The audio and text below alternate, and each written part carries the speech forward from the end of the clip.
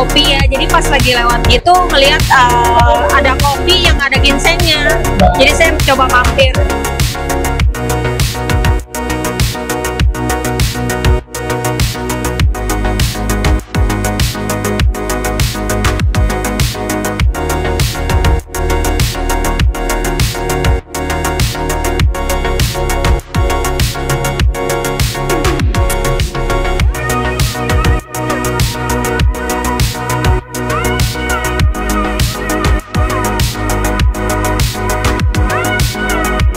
Foodnya oke, menarik, eye catching, terus mbaknya juga keren.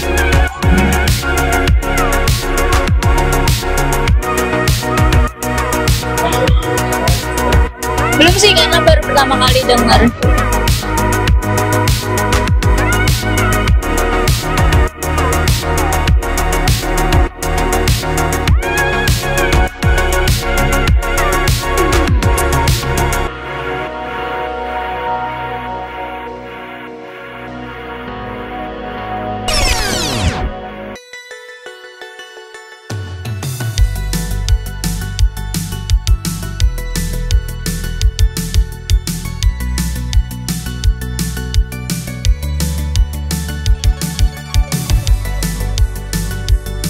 Yang bikin tertarik pertama sih karena tadi dapat voucher ya, terus jadinya coba kesini sih. Terus lihat di menunya, minumannya juga masih asing ya, jadinya mau coba aja sih.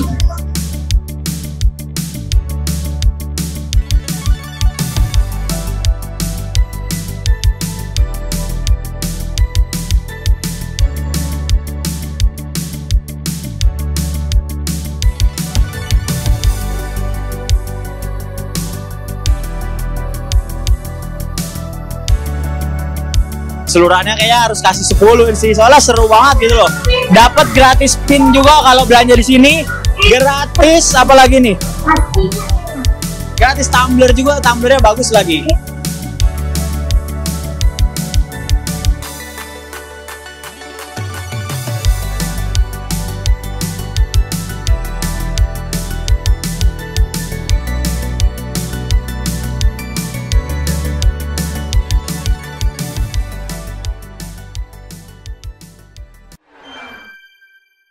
CNI.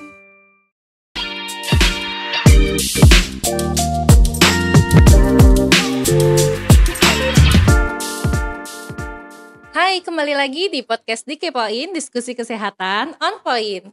Bersama saya Dea, kita akan ngobrol-ngobrol seru bareng nih di sini. Tentunya saya tidak hanya sendiri, tapi bersama seorang ahli, yaitu seorang ahli gizi, yaitu Kak Fernando Luis. Halo Kak Luis. Selamat siang. Siang. Panggilannya dengan siapa nih? Kanando. Kanando ya? Oke. Mungkin Kanando boleh menyapa si Besti yang ada di rumah yang nonton podcast kita. Oke. Selamat pagi semuanya. Pagi, siang, malam pokoknya ya. Terus tetap sehat. Jangan lupa atur pola makan. Oke. Kanando, kebetulan di sini kita akan ngobrol tentang pencernaan nih Kanando. Kesehatan pencernaan. Oke. Ngobrolin tentang pencernaan nih pasti erat banget kaitannya dengan metabolisme tubuh ya. Ya, benar. Nah, pernah nggak sih di sini kita tuh pasti ngerasa sering gampang capek. Terus kalau udah diet itu kok nggak turun-turun berat badannya. Nah, kira-kira itu ada kaitannya dengan pencernaan nggak sih Kak?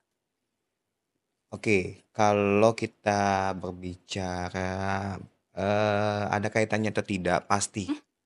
Tapi kita balik lagi, karena memang yang saya temui beberapa baik klien edukasi, masyarakat, terutama perempuan, itu paling minim konsumsi seratnya. Terus juga berkaitan dengan data, research juga sama. Dan akhirnya di lapangan itu banyak yang curhat ceritanya sama saya. Curhat, kita sharing. Ternyata buang air besarnya bisa sampai 2 hari, 3 hari, bahkan 7 hari. Dan itu biasanya perempuan menderitanya. Jadi BAB-nya nggak lancar gitu ya? Bahkan ada yang sampai 7 hari dan dia harus ada beberapa tindakan yang harus dia buang air besarnya lancar.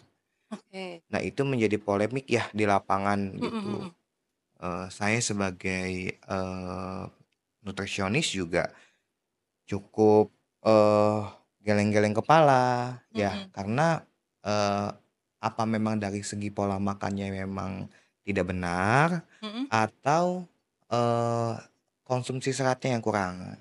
Oke. Karena kita ada kebutuhan per hari kan tentunya ya. Kalau untuk laki-laki di maksimal 37 miligram, Mm-mm. nah kalau yang perempuan di 32.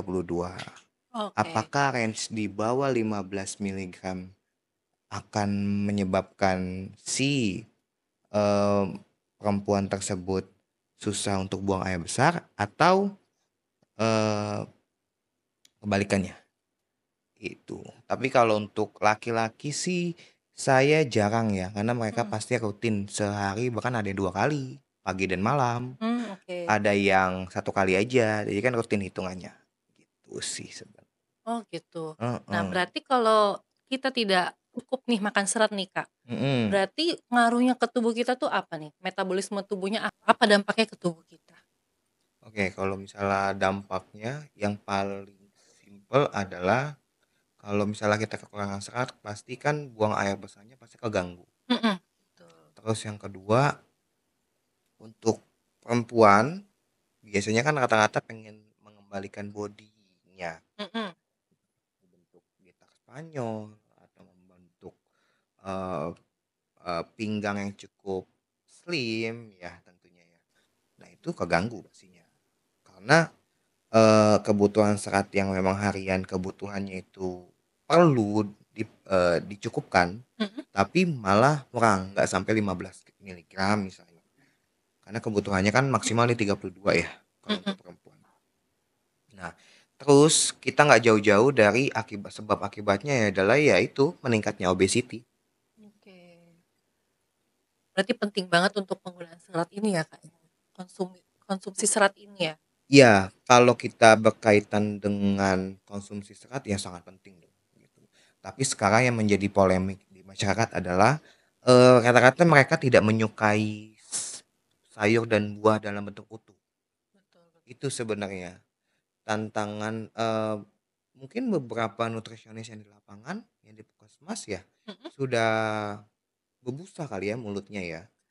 Sudah, ayo makan serat, ayo makan buah, itu sudah Sering banget gitu ya. udah sering banget dari puluhan tahun yang lalu bahkan. Tapi kalau misalnya kita nggak cari solusi itu ya tetap akan Kurang. kekurangan juga gitu. Oke, berarti solusi untuk mengganti serat dari sayur dan buah itu ada nggak sih Kak? Ya pasti untuk mengganti itu dalam bentuk beberapa ekstrak juga ada ya. Jadi beberapa produsen yang memang mengekstrak sayur dan buah dan dijadikan fiber alami sebenarnya gitu. Oh, oke. Berarti nggak harus makan sayur dan buah, tapi dengan ekstraknya aja dijadikan dalam bentuk satu produk udah bisa dikonsumsi ternyata. Ya, karena kan sebenarnya kan hitungannya per misalnya per serving lah hitung Mm-mm. seratnya itu ada sekitar 5 sampai 7 gram. Mm-mm. Nah, itu kan berarti kan kita bisa tinggal melengkapi sekitar 15 sampai 25 miligram Mm. aja. Oke, oke. Nah, untuk fiber yang dalam bentuk ekstrak tadi, yang dalam bentuk produk, nah kan ada banyak banget nih di sosial media nih Kak, yang katanya mengandung pencahar, yang katanya gulanya ternyata tinggi, padahal mereka klaimnya itu zero sugar. Oh, Nah, bagaimana kita caranya mengatasi atau melihat suatu produk itu yang baik gitu, serat yang baik? nah ini sih sebenarnya eh saya haruslah napas dulu ya karena ini dari tahun-tahun lalu nih sebenarnya. Eh janganlah produsen itu membodohi masyarakat ya tentunya. Dengan overclaim. Mm-mm. Overclaim juga tidak di kosmetik saja. Overclaim juga banyak sekarang di produk-produk yang memang sebenarnya produk tersebut tidak mendukung, dan bahkan mereka itu memasukkan yang wah, saya habis minum produk A, pup saya jadi lancar loh. Padahal dia nggak tahu sebenarnya kalau dikonsumsi secara terus-menerus ya akan membahayakan juga gitu kan sebenarnya. Dan itu dari segi sebenarnya sih kalau misalnya kita kita berkaitan dengan komposisi yang ditambahkan atau di over, dibicarakan saja di halayak umum gitu sebenarnya. Tinggal masyarakat yang memilih apakah memang dia cocok dengan produk A atau dia cocok dengan produk B sebenarnya. Dan apalagi sekarang itu dia ada yang mengklaim zero sugar. Pas saya cek komposisinya ada maltodextrin. Wah, ini saya yang dibodohi apa gimana gitu. Karena maltodextrin kan pecahan dari pemanis juga gitu kan ya. Harusnya kalau memang zero sugar tidak ada sama sekali pemanis di dalamnya. Plain. Bahkan rasanya pun kalau misalnya ada ekstrak apel ya hanya rasa asam dari buah apel saja misalnya, atau buah nanas saja gitu. Atau aromanya ada aroma misalnya ada gandum di dalamnya atau ada teh di dalamnya, teh hijau. Nah itu mungkin dari aromanya akan tercium gitu. Oke, berarti harus sering-sering rajin juga ya ngeliat komposisi di kemasan gitu ya Kak ya? Ya betul, itu semuanya di kemasan biasanya. Harus rajin-rajin, harus jangan asal ambil, jangan kata orang. Jadi rajinlah membaca label komposisi gizinya. Oh, oke. Berarti si fiber ini kalau kita konsumsi itu seberapa, yang fiber yang seperti apa yang menurut Kananto ini yang bagus gitu loh? Apakah yang mengandung serat larut air saja atau mengandung keduanya? Atau yang seperti apa komposisinya, Kak? Ya sebenarnya kalau misalnya kita berkaitan dengan serat ya pasti kan yang kita butuhin serat larut air dan serat tidak larut air. Oh, berarti keduanya ya? Keduanya yang dibutuhkan karena memang itu punya fungsi masing-masing ya. Kalau misalnya kita hanya mementingkan serat larut air, ya nanti yang tidak serat larut air dan memperbaiki tekstur dari sisa. Nah itu kan sebenarnya fungsinya adalah untuk memperbaiki dari bentuk, karena kan semua masalah itu kan bisa di track juga tuh lagi naik juga, dia meneliti dari sisa dari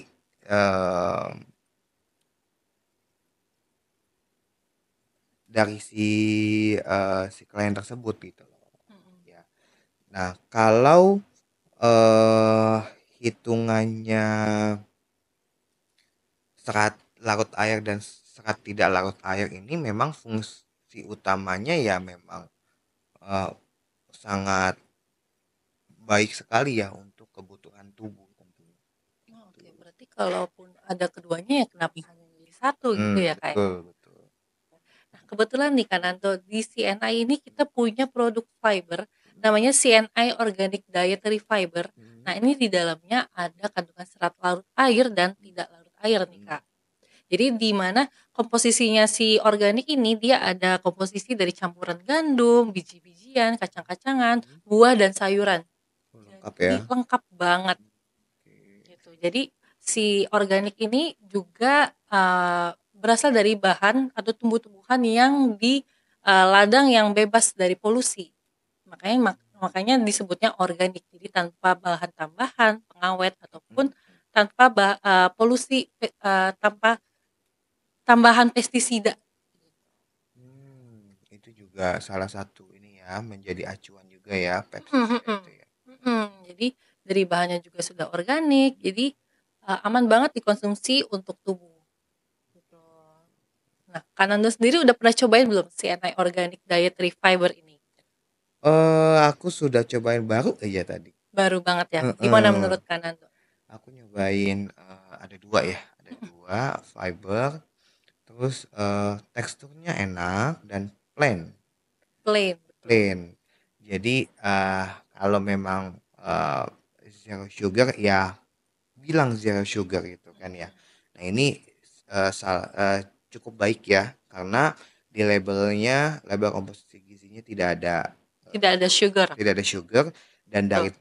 tes yang saya minum juga memang plain dan tidak hanya rasa aroma gandum dan aroma tea saja. Oke. Jadi memang dari si organic fiber ini juga fungsinya untuk kalau dia sembelit dia bisa untuk melancarkan BAB-nya nih Kak. Tapi kalau kita lagi diare, nah dia bisa untuk menambah tekstur dari BAB-nya. Jadi dari fesesnya. Jadi untuk diare juga bagus. Jadi inilah salah satu keunggulan si fibernya CNI juga nih Kak. Gitu. Jadi memperbaiki dari tekstur dan pencernaan bawah ya fungsinya. Iya. Nah selain itu juga kita ada Wild Relief yang ini produknya. Wild Relief ini juga dari ekstrak sayur dan buah. Gitu. Dari si Wild Relief ini dia fungsinya untuk mengaktifkan kembali enzim yang ada di dalam tubuh. Jadi untuk metabolisme tubuh nih Kak. Jadi agar penyerapan nutrisi kita yang kita makan terserap dengan sempurna gitu, dengan maksimal. Gitu. Itu juga tadi udah saya sempat coba dan aromanya saya suka gandum ya. Gandum dan tea ya. Betul. Ya. Gitu. Jadi kalau untuk mengoptimalkan, balik lagi ke judul podcast kita ya kayak optimize your metabolism and detox gitu. Jadi apakah konsumsi fiber ini juga ada kaitannya dengan detox nih Kak? Betul. Bisa untuk detox juga atau hanya untuk sekedar melancarkan pencernaan aja, nurunin berat badan misalnya. Jadi kita kan sebenarnya jam makan itu ada jam yang namanya jam snack ya. Kalau kita makan utama itu sudah cukup baik dan diaturkan sesuai. Nah, fungsi dari detox adalah sebenarnya kan mengcleankan pencernaan ya sebenarnya. Nah, kalau misalnya serat ini bisa berfungsi atau bisa disebut dengan detox atau tidak, sebenarnya kalau dari segi fibernya sendiri bisa, tapi apakah di luar dari fibernya itu makanannya sudah terpola atau enggak? Jadi dia bisa mensupport dari si detox itu atau dia menghalangi dari si fungsinya. Jadi tidak ada balik lagi dari makannya dia. Apakah dari makannya sudah oke? Biasanya kalau sudah oke biasanya dia mensupport dari lebih baik lagi dari si fungsi dari si fiber tersebut. Tapi kalau misalnya pola makannya kurang baik, dia fiber itu akan jalan sendiri untuk mendetoks tubuh.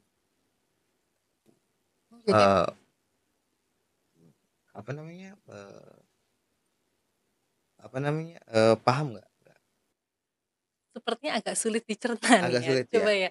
Dalam mudahnya aja gimana nih Kak? Singkatnya gitu ya. Singkatnya. Jadi apakah bisa untuk detox atau hanya untuk melancarkan pencernaan aja gitu? Gimana ya? Jadi Karena banyak banget nih yang tanya, si Besti di rumah juga banyak yang tanya, apakah minum fiber, minum serat ini juga buat detox gitu, jadi buat ngeluarin sisa-sisa racun dalam tubuh, atau cuma buat nurunin berat badan aja ternyata, untuk melancarin BAB aja ternyata. Itu kalau untuk fiber bisa dikategorikan detox, tapi kita balik lagi pola makannya seperti apa. Oh gitu, oke. Berarti harus sejalan dengan pola makan. Betul. Berarti. Sejalan. Kalau pola makannya berantakan, dia walaupun kita mengganggu dari si fungsinya, fungsi fibernya itu gitu. Kalau sangat amat berantakan. Tapi kalau misalnya dari segi pola makannya cukup baik dan mengkonsumsi fibernya bahkan cukup ya, di angka cukup, itu sangat optimal sekali sebenarnya. Nah berarti anjuran konsumsinya untuk si fiber ini berarti sebagai snack atau setelah makan atau sebelum makan? Waktu En- terbaiknya itu di waktu mana? Biasanya kalau kata-kata saya edukasi itu karena kita punya jam snack ya, Mm-mm. ditaruh di jam snack Oh, di seperti jam snack. Mm-mm. Oke, di Jadi jam snack itu berarti di antara jam 8 jam 9 pagi dan jam 3 sampai jam 4 sore. oke, berarti snack pagi dan snack sore. Jadi di antara jam makan utama. Gitu. Iya betul. Karena itu jam-jam rawan kita mengkonsumsi tinggi gula, tinggi garam, tinggi lemak. Itu jam-jam rawan banget. Karena mau makan utama juga masih jauh, mau snack aja ketemunya yang tinggi minyak misalnya, tinggi fat gitu kan. Atau tinggi gula itu paling sering ketemu. Itu tinggi gula, tinggi garam itu paling sering ketemu itu biasanya. Berarti selain untuk detox, bisa untuk melancarkan pencernaan, juga bisa efeknya untuk menurunkan berat badan juga ya Oh konsumsi iya fiber dong. ini ya. Iya, karena itu fiber itu membantu dari mengembalikan body semula sih sebenarnya. Kalau dikonsumsinya teratur, balik lagi. Teratur, iya. Dan pola makannya juga bagus. Bagus. Nah, otomatis kalau pencernaannya kita oke, dari konsumsi fibernya diimbangi dengan pola makan yang bagus, otomatis metabolisme kita akan sejalan juga nggak Kak? Atau nggak ngaruh sama sekali gitu? Sejalan dong. Jadi jadi Akan lebih baik gitu ya. pelan-pelan kita mengembalikan metabolik yang sempat kacau, kita kembalikan pelan-pelan. Walaupun tidak sempurna, tapi bisa kita pelan-pelan perbaiki sebenarnya. Oke, jadi selain buat diet ternyata juga buat metabolik tubuh juga bagus tentunya. Betul. Betul tadi kata Kak Dea, optimal kalau misalnya kita mengoptimalkan konsumsi serat, tidak ada halangan walaupun wah saya nggak suka buah dan sayur. Oh, kita modifikasi yang lain. Oke. Nah, berarti dari Kak Nando nih sebagai ahli gizi atau nutritionist, ada nggak sih kiat-kiat atau tips untuk kita mengoptimalkan, misalnya untuk berat badan deh, mengoptimalkan si metabolisme tubuh dan detox ini tuh gimana? Apakah hanya konsumsi fiber aja atau ada ternyata nggak hanya konsumsi fiber dan pola makan aja, ternyata ada yang lain-lain juga nih. Gitu. Gimana? Karena sekarang gini, masyarakat itu kan dia butuh yang simple. Ya. Kalau kita berkaitan dengan serat fiber, itu bisa kita dapatkan dari berbagai cara tentunya ya. Mau cara yang cukup sulit, mau yang simpel. Tapi kalau untuk sejabodetabek ini, saya yakinin pasti yang simpel, yang gampang, ramah dan gampang di konsumsinya gitu ya. Nah, tadi menitik beratkan fiber ya kayak. Iya. Maksudnya tips-tips selain konsumsi fiber kita harus apa mungkin olahraga ataupun istirahat kan itu juga mempengaruhi metabolisme tubuh juga kan? Ya. Kalau atau hanya konsumsi fiber aja kita bisa ternyata untuk body goals gitu untuk berat badan. Kalau kita kita berkaitan dengan mengembalikan body yang kita mau, tentunya kan pasti kan ada dorongan massa otot. Ya. Massa otot itu bisa didapatkan dari kegiatan olahraga yang kita lakukan. Banyak kok kegiatan olahraga yang memang fungsinya adalah untuk menurunkan berat badan. Terus juga ada yang meningkatkan massa otot. Nah, itu salah satu fungsinya juga bisa dikategorikan untuk mensupport dari segala treatment yang kita kasih. Gitu. Kita menghandle faktor stres, olahraga, mempola makanan yang kita konsumsi. Terus ya kebutuhan seratnya tercukupi, itu saja kuncinya. Dan jangan lupa dehidrasi ya, jangan sampai kita dehidrasi. Berarti harus cukup minum air putih juga tentunya ya. Oke, berarti karena banyak yang ngira juga nih, wah mau turun berat badan hanya konsumsi serat aja nih. Ternyata ada juga harus butuh olahraga, harus kelola stres juga ya Kak ya ternyata ya. Karena untuk ini sebenarnya sih karena kan kita kalau kita berkaitan dengan obesity dan melakukan penurunan berat badan itu dia bertarget. Kalau nggak ada target itu akan ya udah nggak ada penyesuaian di situ. Ya harus ada target. Oh target saya mau ulang tahun nih 6 bulan. Berarti kan harus ada bobot yang saya kendalikan di sana. Nah bobot kalau misalnya pola makannya sudah baik 2 jempol. Tapi kalau pola makannya tidak cukup baik dan konsumsi seratnya kurang, ya mau tidak mau harus ditingkatkan konsumsi dari berbagai aspek sebenarnya. Bisa fiber dalam bentuk serbuk boleh, dalam bentuk sayuran dan buah-buahan utuh boleh. Jadi tergantung modifikasi yang ketemu, tergantung dari aktiviti dari si masyarakat ini. Apakah memang dia yang simple maunya atau dia bisa nih konsumsi serat harian yang memang pastikan dari segi porsi kan dia banyak ya. Kalau apa namanya buah dan sayur ya hitungannya. Tapi kalau sudah diekstrak yang memang kebutuhan benar-benar real, jadi kita dibantu sebenarnya, dibantu mencukupi dari kebutuhan serat harian sebenarnya sih, dibantu. Berarti rekomen banget ya Kak ya untuk konsumsi fiber ini ya. Iya, karena untuk melengkapi sebenarnya. Melengkapi kalau kita nggak suka makan sayur ataupun buah. Nah, bisa juga kita pilih si fiber dalam bentuk serbuk powder. Betul. Berarti si Besti di rumah kalau belum cobain CNI Organic Dietary Fiber, wah ini bakal rugi banget. Karena ini sudah termasuk dalam tadi edukasinya si Kak Nando juga udah ada oatnya atau gandumnya, udah zero sugar, nggak ada gulanya, dan juga ada kandungan serat larut air dan tidak larut air si Besti. Jadi jangan sampai ketinggalan, jangan sampai nggak cobain CNI Organic Dietary Fiber ini. Nah juga ada Well Relief. Nah, Well Relief ini juga fungsinya untuk mengaktifkan enzim dalam tubuh kita juga. Jadi di dalamnya ada ekstrak sayur dan buah dengan teknologi MENEP dan NUFIT. Ini akan mengoptimalkan penyerapan nutrisi dari makanan akan diserap dalam tubuh dengan sempurna si Besti. Jadi apa yang kita makan harapannya dengan minum Well Relief ini akan terserap dengan maksimal. Jadi metabolisme tubuh kita akan lebih sempurna, akan lebih bagus. Jadi kalau banyak yang mengeluh nih kalau kita tidur udah kayaknya tidurnya udah cukup deh, tapi ketika bangun pagi badan kok rasanya masih lemes, masih lelah. Nah, itu salah satu tanda-tanda metabolismenya nggak lancar. Jadi kalian boleh cobain Well Relief ini, boleh konsumsinya 2 kali sebelum sarapan dan sebelum tidur.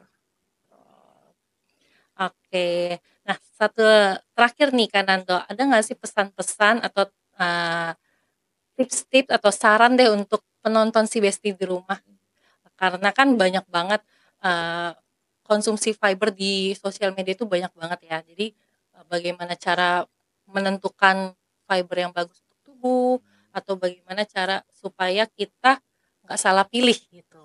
Oke.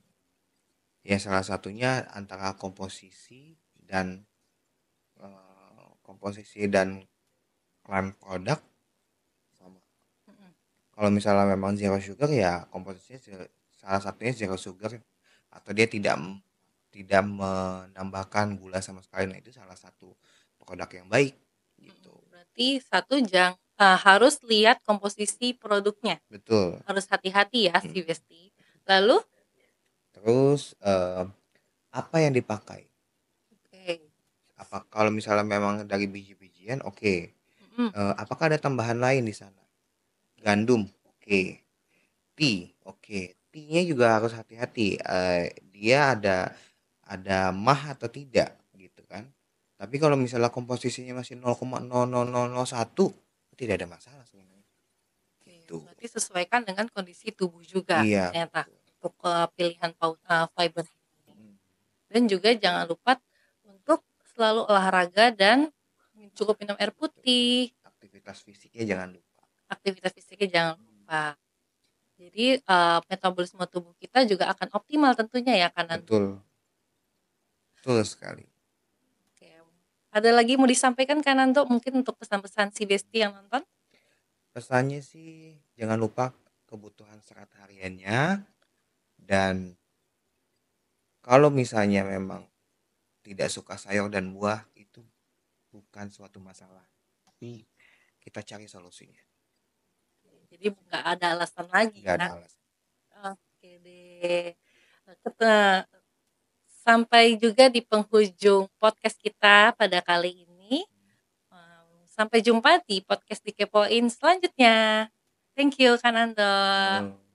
Bye-bye.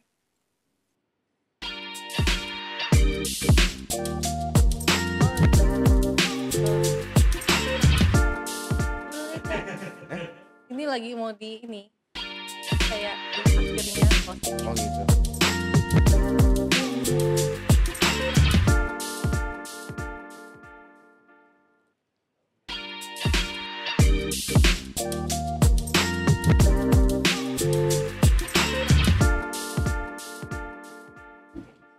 Tapi menurut kamu ini sebagai Dibalik kamera. Oh. Bisa. ya, Itu salahnya. Emang dari tahun dulu sih, dari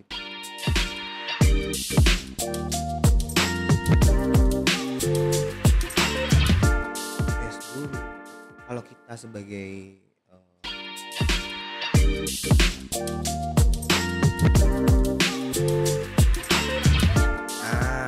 ya. Tapi kalau misalnya ada problem, ada masalah tertentu, iya, tapi harus ada masalah dulu kan.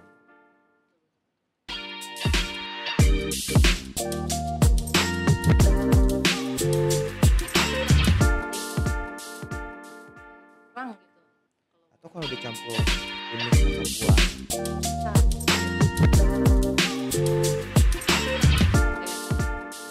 jadi dicampur kayak